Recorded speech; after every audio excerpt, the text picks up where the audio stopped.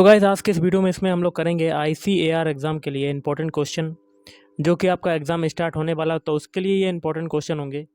तो video start करने से पहले आप लोगों से एक बात कहना चाहूँगा कि जिन दोस्तों ने चैनल को सब्सक्राइब नहीं किया तो प्लीज़ चैनल को सब्सक्राइब कर दीजिएगा और पास में जो बेल आइकन होता है उसको भी ज़रूर दबा लें। चलिए शुरू करते हैं। तो गाइस देखिए पहला क्वेश्चन है, राज्यसभा में राष्ट्रपति द्वारा कितने सदस्य मनोनीत किए जाते हैं? तो ये हो जाएगा ऑप्शन बी, टोटल 12 सदस्य मनोनीत किए जाते हैं। अगला है, गरीबी हटाओ नारे का प्रयोग पहली बार किस पंचवर्षीय योजना में किया गया था? तो ऑप्शन सी, पांचवी पंचवर्षीय योजना में किया गया था। भारत का राष्ट्रीय पंचांग किस पर आधारित है? तो ऑप्शन ए, शक संवत पर आधारित है। भारत के किसी राज्य की राज्यपाल बनने वाली पहली महिला कौन थी? Option B, Sarojini Naidu. INS Satpura क्या है? तो आईएनएस सतपुड़ा जो है ऑप्शन बी, स्वदेश निर्मित युद्धपोत है। अगला है, गुरुत्वाकर्षण के नियम का प्रतिपादन किसने किया था? तो ऑप्शन बी, गुरुत्वाकर्षण के नियम का प्रतिपादन किया था न्यूटन ने। नेक्स्ट है, विद्युत चुंबक बनाने के लिए निम्न में से कौन सा पदार्थ सबसे अधिक प्रयुक्त होता है? तो ऑप्शन सी, नरम लोहा। बहुलक जो विशेषता बर्तनों पर न चिपकने वाली सतह के रूप में प्रयुक्त होता है? तो ऑप्शन बी, टेफलॉन।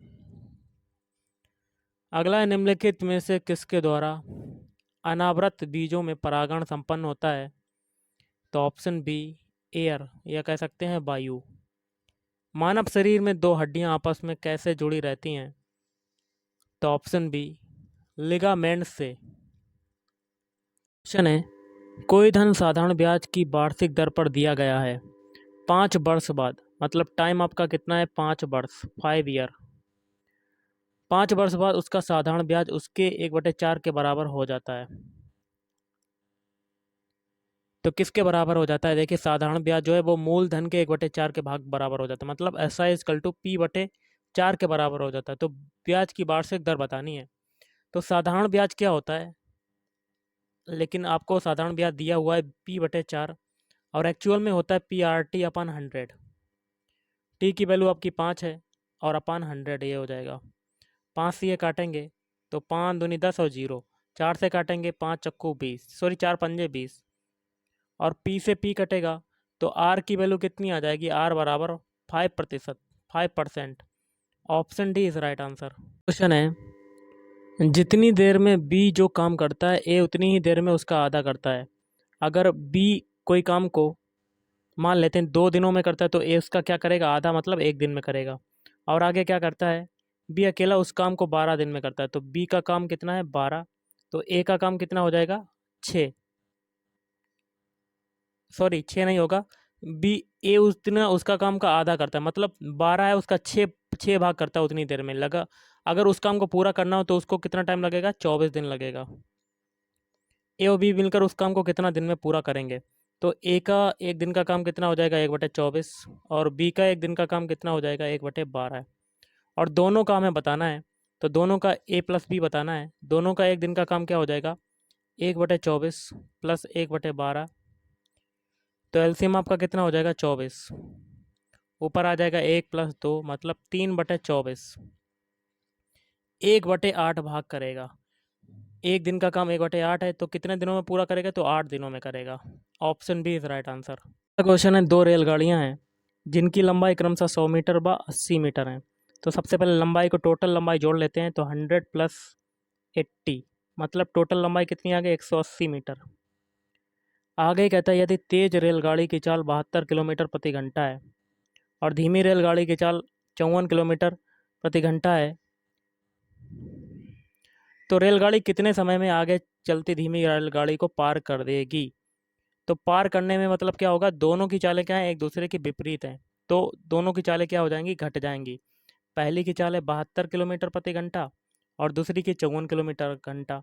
तो स्पीड आपकी कितनी आ जाएगी, घट जाएंगे क्योंकि विपरीत दिशा में जा रही हैं। तो स्पीड आपकी कितनी आ जाएगी, 72 से 54 जाएगा, तो आपका कितना आएगा, तो देखिए गाइस 64 74 मतलब आपका आएगा 18 किलोमीटर प्रति घंटा। और किलोमीटर प्रति घंटा को मीटर पर सेकंड में कन्वर्ट करने के लिए 5/18 का मल्टीप्लाई करेंगे, तो 18 से 18 कटेगा तो आपका कितना आ जाएगा, 5 मीटर प्रति सेकंड चाल आ जाएगी। और टाइम बताना है, तो चाल बराबर क्या होता है, दूरी बटे समय। चाल कितनी है, 5, दूरी कितनी है ऊपर 180, समय निकालना है, 5 से काटेंगे, 5 तियो 15 और कितना बचा 3, फिर 5 छक्का 30 मतलब 36 सेकंड आपका आंसर हो जाएगा। Option B is right answer है। यदि बहुपद आपका दिया हुआ है, ये पूरा का पूरा समीकरण को x+2 से भाग दिया जाए तो शेष क्या बचेगा। तो मान लेते हैं x+2 बराबर 0, तो x की वैल्यू क्या आ जाएगी, -2, और ये -2 है, समीकरण में रख देंगे।